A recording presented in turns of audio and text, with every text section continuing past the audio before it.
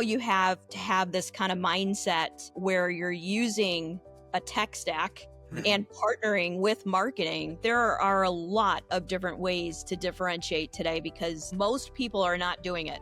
If we don't have that calibration intake with hiring managers, HR, there could be 4 execs on it, whatever it is. If we don't do that call, we can't do our job and we can't sell it and we won't make that hire and feel proud about it. Welcome to The Growth Switch, the podcast where we explore the strategies, struggles, and breakthroughs of bold business leaders. I'm your host, Jules Fox, growth strategist and lead content creator at Aries Media. I'm here to uncover how today's top brands are scaling, overcoming challenges, and unlocking sustainable success. Now, for those of you just tuning in, Aries Media helps grow successful brands with comprehensive hands-on support for sales, business development, and performance marketing. Go ahead and drop growth into the comments if you want to learn how to do that. Now, today, we are fortunate enough to have Kathleen Steffey on The Growth Switch. She's a CEO and the founder of Naviga Recruiting and Executive Search, a 20-plus year leader in talent acquisition, and she's helped hundreds of companies scale revenue by placing high-impact sales, marketing, and executive talent across North America. Kathleen, welcome to the podcast. Thank you so much for having me. Yeah, absolutely. Pleasure to have you here.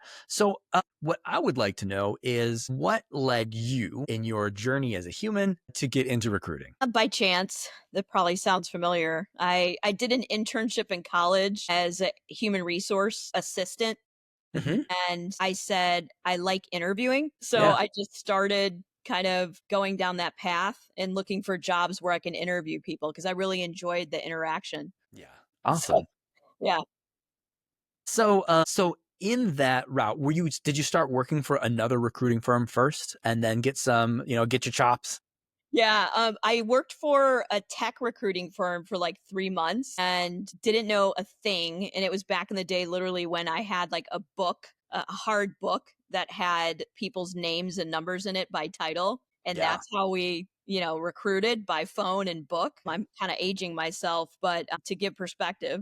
But then one of my customers was in tech and they liked me. And I went on a customer visit to meet them. And then within 48 hours, they called me and said, hey, would you come interview with us? And so that's how I started my career, if you will, in corporate recruiting. Yeah. Yeah. And then what was the market fit that you saw where you wanted to start up Naviga? That journey just kind of happened as a result of 9/11. I was an expat overseas in Amsterdam for a couple of years. And when 9/11 hit, the business I was with, it was a software tech company. They're like, hey, we're going to shut down all of European operation. So they gave me a year severance here in the United States, shipped me back. And I said, what do I want to do? And so it was by chance I had some time on my hands to really think about what I want to do. And it was first driven by work-life balance, right? And having control of my life after leaving Europe and seeing what it's like to live there and work there. So Yeah, that's fantastic. How was that experience over in Amsterdam being an expat? it was amazing. I mean, it completely shaped my entire world. I won't say personality, but certainly perspective on my life and what I want in my future, and also on business. It's really, really impacted business and having worldwide companies be attracted to Naviga because of it. It's like somehow we based on this background, even this small 2 years, it's given a perspective that I understand global business and European business, and they really like us too because of it. So. Yeah. Well, I mean, I think you actually develop worldliness by going to see the world. So that makes a lot of sense. That You tracks. simply said, Jules. Yes, that's awesome. Yeah. So, all right. So you've been leading Naviga for over 2 decades. Yeah. What's the biggest shift that you've seen in what companies want from top sales and marketing talent today? Yeah. Shift. Well, I'd say maybe when I was first starting out, the transformation in sales changed where sales used to be about just pounding on doors, and cold calling to where we are today and how you really need to have an integrated program happening as a salesperson, working with a CRM system and a marketing system to make it happen to complement knocking on those doors, right? So simple skill set back in the day of selling, cold calling, hunting, but now you have to have this kind of mindset where you're using a tech stack and partnering with marketing in order to make it happen. So that's pretty big. And if you're not doing it, you're viewed antiquated. Mhm. So Yeah, and I mean, sometimes antiquated can be nice. Like sometimes the old way of doing things, like writing somebody an actual letter and mailing it to them, they're like, "Oh, this is so unique. All I get now is AI responses." You know? But also the system itself, it is nice to have like some modern tech and innovation. So, what are some of these new tools that's helping your company? Like, what are some of the new tech tools that you guys are using at Naviga to do enhance your performance? yeah. Well, we've been using a CRM system with email sequences for years, right? Mhm. It's gotten better and better, and we've changed over. I don't know if you want like actual brand names, do you, or just concepts of? Yeah, only what you want to share. Absolutely, whatever you're comfortable with. Okay.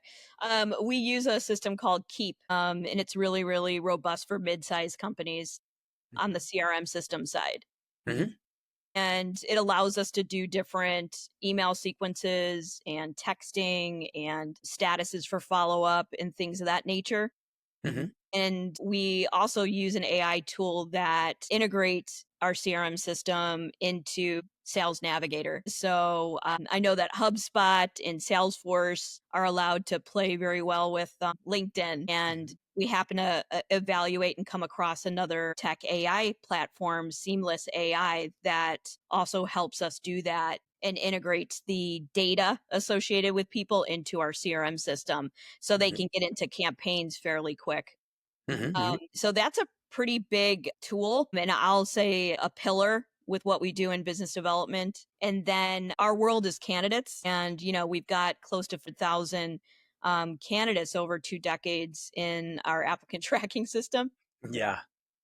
And those also have sequences based on pressing statuses, and that involves calling, emailing, and also texting. So these are some pretty big tricks behind Naviga's playbook, but they're not secrets anymore. And Mhm. and truly, if you're not using them, you're behind. Yeah. Yeah, absolutely. So, walk me through a little bit of the problem that companies have. We could position this as the challenge that companies have when they're struggling to hire. What's the breakdown? Is it that they're not able to do it internally? Is it they're not able to do it fast enough? When is it a good time for a company who needs to hire to come work with a recruiter? The biggest reasons why companies come to us, and we always ask that question to determine that gap, Hmm. it's always the same, right? They either they need to scale quickly and they don't have the resources to do it, like they don't have a talent acquisition team, Hmm. or they do have a talent acquisition team if they're, a multi-million dollar company or a billion dollar company, but capacity and then skill set.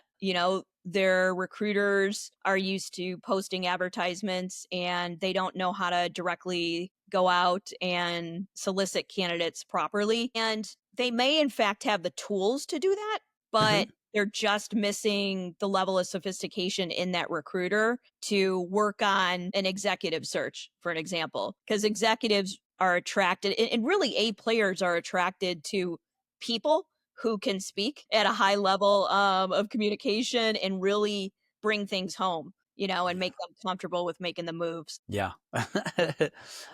So, you've built this business on placing leaders, but what advice would you give to candidates who want to position themselves for executive roles? It's a pretty competitive job market these days. Yeah, it doesn't take much to differentiate yourself in today's marketplace because most candidates are just doing a plug and play against positions and they're entering a pool with 400 other candidates in a job posting, and there's no differentiation there.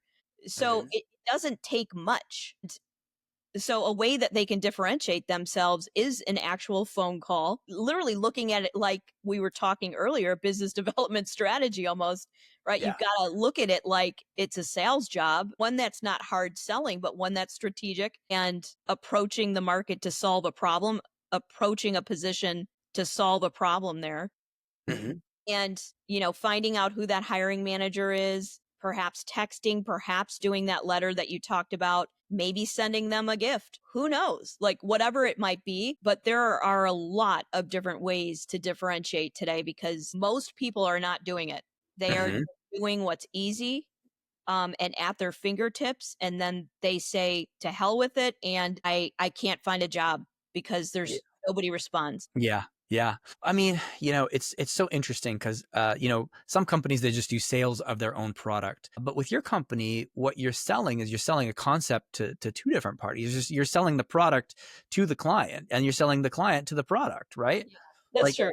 it's not just a one-way thing. It really is quite a cycle because, you want to find the top talent, you want to find the best people and also let them know, hey, this company is going to be a great fit. We've really done our research and we think that you guys are going to connect really well. But then also for the company, we say, hey, we also think that this candidate is going to be a great fit with your company. So Yeah. Yeah, it's a little bit more in depth. it is. There's two angles, solution selling on both ends, really. Yeah, yeah, absolutely. So, how do you focus? Because you have this interesting and unique challenge in selling here and selling here. How do you focus on growth for your own company? Yeah. Well, selling of candidates to get their attention about jobs is not very hard because they need us. Yeah. Right? And they need us more than we need them, if I could Yeah. be frank. We know how to go, and now that we, for 2 decades, have this, population of talent, we have access fairly quickly to seek the talent out and evaluate them. So, it's really once we engage them Hmm. to sell the solution, which is really the position that the customer has, right? Yeah. So selling how they're going to make that impact and what is the potential in earnings? What is their, career trajectory looking like? What is their leader like, right? Because that's why people stay and they're retained based on leadership and so things like that. So that's how we're coaching our team to talk to the market when it comes to candidates to really connect the dots and show them the value in that opportunity. Not Hmm. necessarily Naviga, like selling Naviga, but it's truly about that business that we're working for. We're literally retained to act as a third party for these employers. So we're literally acting like we're their corporate recruiter. So we're not pitching, but we're really creating a story and value there. Yeah, and I think that story is really powerful. It's just what people resonate with. In a world that's very transactional these days. What kind of stories do you tell? Like, how do you know how to position that and tell that story? I love that because I feel like this is a lead up to like our number one differentiator. Oh, fantastic! And and customers tell us that this is the number one differentiator from us. Yeah. And that is our calibration with the employer on each position. And I'm not going to give away the tricks on that call, but they're special because it's a special call because of what we ask strategically to Hmm. create a story and to Yeah. create an extension of their brand and sell the audience that they want, sell these top performers. And if we can't get that call, we don't start. This is not Hmm. business that we'll do. So that's the demand, or excuse me, the quality control we have on the front end with Hmm. our customers because we know, and it's tried and true, if we don't do it, if we don't have that calibration intake with hiring managers, HR, there could be 4 execs on it, whatever it is. If we don't do that call, we can't do our job and we can't sell it and we won't make that hire and feel proud about it. So that's part of it. That's a Yeah. big part of it.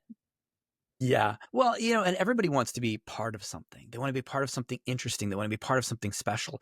Nobody wants to show up and you're like, okay, so you're the person applying for the job, and Yeah. then they're only there because the person who's hiring them is supposed to be hiring them. And they're Yeah. supposed to show up to the job because they're supposed to do this work. And it's like, once you remove that supposed to and come up with an actual story behind something, it's so much more impactful and Oh, powerful. 100%. Yeah. 100%. Our clients love it and candidates love it too. We've got lots of reviews and the repeated message on those reviews are our process and the information they receive up front. Yeah. Yeah. So it sounds like you have a lot of really good things dialed in. It sounds like you have some great experience and growth with the company so far. Yeah. What would you say is like the number one thing blocking growth over the next year? So say somebody, let's just do this imagination exercise. Say you were given a magic wand and you were allowed to just cast one spell and eliminate the one thing that is blocking your company growth. What would that be? That is such a good question. It would have to be us, like as people. Right now, we are poised financially and we have the mindset and we have resources to do it. We have the tools to do it. I know the market responds. We've got high demand right now in our business. We do. We've got a lot we're working on and about to work on. It's us. Like, we are our own worst enemy. And Yeah. it's really, really important that we stay in front of ourselves, if you will, and make the right decisions in split seconds sometimes, that matter and that count. Hmm. So really, we are our own obstacles. And so every day I work on coaching my team, Hmm. to be out, playing the best that they can play on the court, if you will, Yeah. giving it their all and just making it happen. So that's the challenge, people, and keeping people having their eyes on the target. Hmm. Hmm. So, as an established professional, as somebody who's been there, done that, Yeah. you've got the playbook for success. What's something that somebody watching this podcast might really benefit from? Let's say new founders or people who are interested in starting their own company. What's like the one piece of advice that you would give these people just starting out that's probably the most critical for doing business? Yeah. Don't try to be perfect, because it won't. Yeah. There's going to be different stages and phases of what you do, even as a person. We're all people running these businesses. Hmm. So there's a lot that will happen and impact you both personally and professionally. And don't be hard on yourself. It's not going to be perfect, but just keep going. It's all about consistency. Most people give up, Hmm. and make sure your customer's number one, Yeah. right there with your people. Make Yeah. sure your people know that they're cared for, and make sure they're rallied around that customer. If you're going to treat the customer right and you're a good person, they're going to see it. They're going to Hmm. see it. Yeah. Yeah, absolutely. It's, I relate running a business to being a dad, to being a parent. Right. I've had moments where I'm like, this isn't my best dad moment, but that doesn't make me a bad dad. Overall, Right. I'm the loving and caring kind of parent who wants to be there for my kid. That's the same thing with my business. Yeah. So maybe this wasn't the finest moment of my being a businessman, but at the same time, as long as you keep showing up and keep that love and attention and support and nourish the thing, it usually turns out pretty good. Yeah. I like that. That is so true. That is so true. Yeah. So how can people best connect with you and Naviga? How can they find you? Really, you can look me up on LinkedIn. You could Google Naviga Recruiting, Kathleen Steffey, you can Google. That's the best way, really. Mhm. I can be reached in those different formats. Okay. Yeah, absolutely. And actually, all of those links are going to be right down below. So for anybody watching or listening to this podcast, you will be able to find that one click below in the show notes. Kathleen, thank you so much for your time and expertise. We really appreciate having you on the podcast. You're welcome. Nice to meet you, Jules. So nice to meet you. Thank you.